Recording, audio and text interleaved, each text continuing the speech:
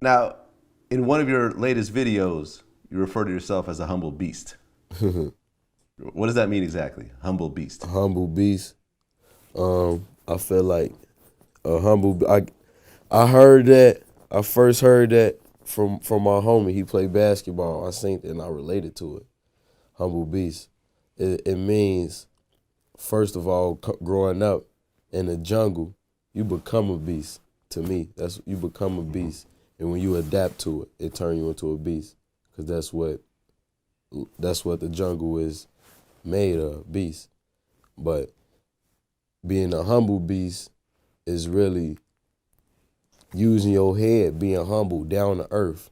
You a beast, you know you a beast. People who know you a beast know you a beast.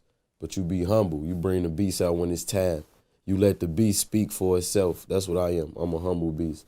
I don't really, by me being an artist and all that type of shit, I don't try to I push my brand, but I don't push my brand. I don't force my brand. I don't walk up and ask people, you know who I am? Shit like that. You know what I'm saying? I let my music and my personality speak for itself. And I am a beast. I know I'm a beast. And I'm humble. Yeah, because we've been fucking with each other for a little while now, and I'm still seeing the same little Herb today that I'm seeing back then in terms of the attitude. You know what I'm saying? Yeah. Because I've seen a lot of artists get on some Hollywood shit quickly. No, 6 months in, a I, year I in. don't I don't really I feel like I gotta stay humble and down to earth. It's just me. Cause that's how when you give out good, you get good back. When you fuck with people. You know what I'm saying? When you fuck with street niggas, you get that back. Cause I can relate. I can relate to street niggas. You know what I'm saying? I can relate to even when you at clubs and shit like that, shows when you got street niggas who wanna embrace you. That's what they do. Even if they seem like they fans or nothing, but ain't that who you do it for, your fans? You know what I'm saying? I fuck with niggas. It's a point, it's a line that you draw, and if you cross that line, then you know what I'm saying? But you supposed to embrace motherfuckers and anybody. I don't want to feel like I'm Hollywood or too much, you know what I'm saying? More, I just, you know what I'm saying? It's different. You can't really take every picture and shit like that. But you know what I'm saying? You supposed to embrace your fans and shit like that and fuck with people. I'm normal. Like I tell you all the time, like when I be having up my homies and them crazy, they walk up on bitches like, man, females, like, you know who this is?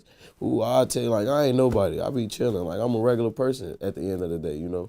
And that's how I wanna always feel, even though I know I'm not just a normal average Joe out here, but I am a human being, bro. Like I be chilling. I just want to live life and master my craft and be happy and just fuck with everybody. And I want everybody to fuck with me. You know what I'm saying? I don't really even. I'm a to myself type of nigga. I don't embrace everybody, but I'm mutual. You know what I'm saying? I fuck with everybody. Like even I don't. You know what I'm saying? Like all the shit I got, all my enemies in the streets. I don't want to have no enemies out here doing what I do. You know what I'm saying? Right. What I want to do best. I'm an artist. You know what I'm saying? So Now, growing up, you actually dropped out of high school. yeah, What year did you drop out?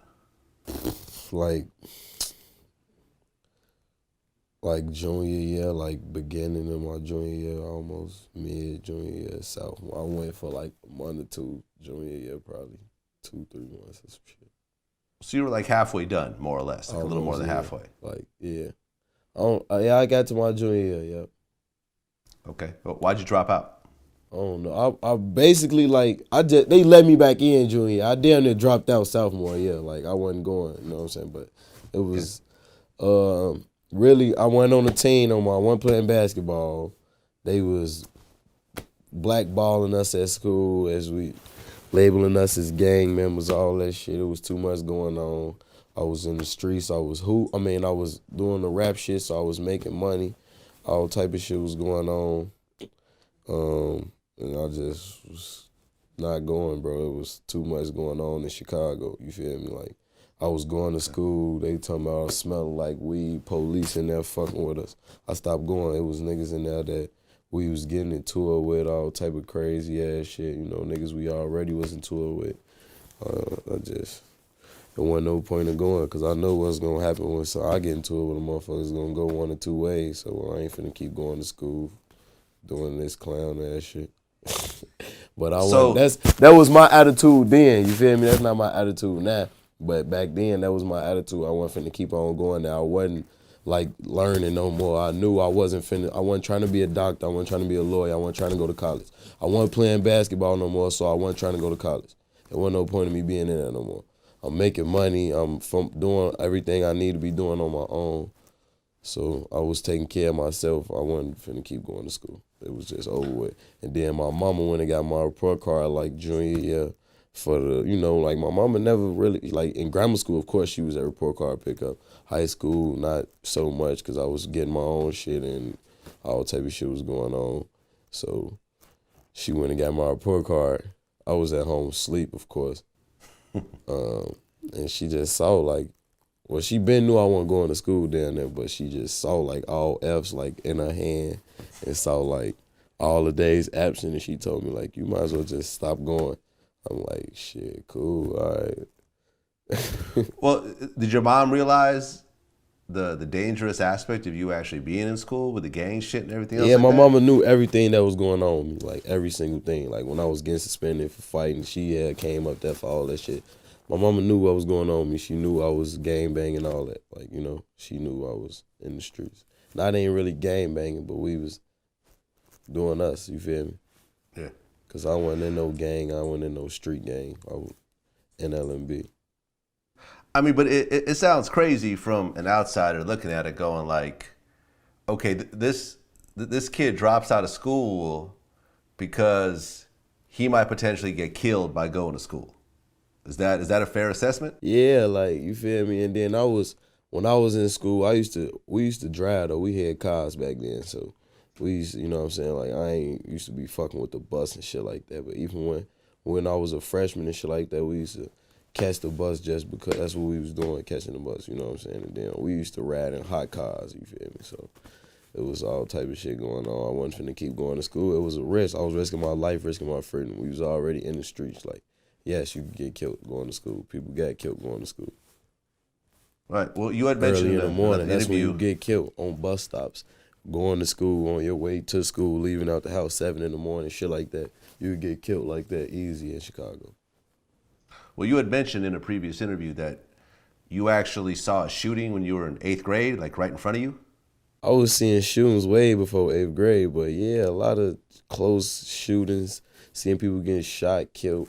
I seen my first person get killed when I was young as hell. I had to be like 10 or some shit like that. In front of my auntie crib, she was moving on 69th and Paxton. I don't even know who it was, like that type of shit. So 10 years old, I mean, you're a little kid at this point. You're not even a teenager yet. Right. So 10 years old, you see someone lose their life right in front of you? Yeah. Like, moving, helping my auntie move. She was moving out her apartment. My mama and my aunties, my cousin, we was little. I was in a car. My mama was loading the shit up. And shit, a nigga woke up. Niggas, they was out there and just gave it to him right there.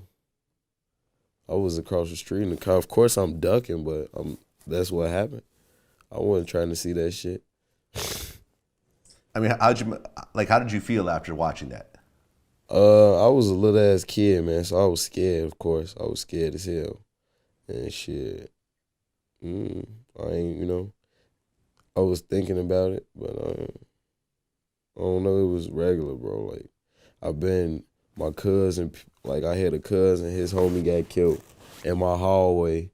He got shot, my cousin got shot, and his homie got shot in the head, like killed. They blew his brains out in my hallway. I was like 3 or 4, so I was hearing that. I remember it now. You see, I still remember it. I'm 20. So I was already like, shit like that was already going on around me. All right, so let's just take a step back for a second. You're watching. That's at the life of Chicago. It's people Right. who done probably seen people get killed in their house in Chicago. You feel me? Type shit, like, Okay, so let's just take a step back. You see someone get killed at 10 years old.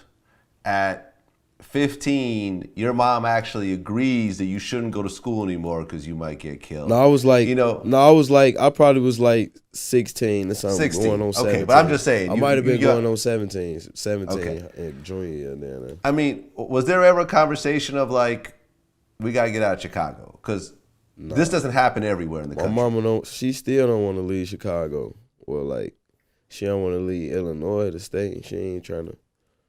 She got to be close to my grandma. My daddy got to be close to his mama. You know, I just try to put them in safe environments. And then even when I'm in Chicago, I move like I'm still out of town. So I don't know. It wasn't ever no conversation as a kid because I wasn't leaving Chicago. I don't care what I seen. All my homies in Chicago, my family, basketball, school, girls. I love Chicago. I'm not even gonna lie to you. I wasn't thinking about leaving Chicago as a kid. I don't give a fuck what was going on. I mean, Like, you I love love Chicago, and but you also like breathing. Like, even no, for real. Like, nah, I don't. Even when everything was going on, I ain't. Hell no, I wasn't leaving Chicago, and I wasn't never like super infill my life. That was just what was going on. I know how to move. I was always being smart. Even everything was going on in my life, I wasn't never trying to escape nothing. I ain't gonna lie. I'm smart. I value my life. I ain't saying I'm too smart where nothing could happen to me, but what I feel like, I don't know, man. I wasn't trying to leave Chicago though. I got my family out there. Well, I mean, to be fair, Chief Keef lives in L.A. You know, I'm talking about then. Like now, well, but no, but I mean, I'm just saying. There's no difference though, is there? I mean, then and now, it's still your life, right? It's still, but I still have a crib in Chicago. I'll be in LA. I'll be in Chicago. You know, so I'll still be in Chicago. I don't, you know what I'm saying? Me and Sosa two different people. Whatever Sosa got going on, where he want to be in LA, he just out there in LA. I have a crib in LA, and you know what I'm saying, I'll still be going back to Chicago just because, like, my mama will still be out there, shit like that. My grandma not getting on no plane going nowhere, so. Really? So if you told your mom, your grandmother, and your dad, look, I got y'all a nice spot in LA, in a suburban area, it's safe, you ain't gotta worry about nothing. You know, grandma, you don't want to fly, so I'm gonna send a car. I'm gonna send a limo to come pick you up. My mama ain't gotta worry about nothing where she at right now. My grandma's straight. Okay. My mama, she'll probably go. She not staying in LA though. Like, she not even the type to adapt to no new environment. I don't think. Maybe when she get a little older, in her 50s or something, probably. You know, but not right now. I don't think. And she don't even, like my mama, she don't even work. Like, I be taking care of my mama. She don't, it ain't like she want to stay at her job. She just the type to want to sit in the crib, be with my aunties, shit like that. She ain't going nowhere. They got to stick together.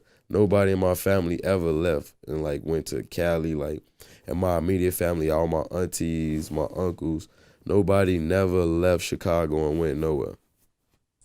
I guess it just is what it is. And I got a big family, so.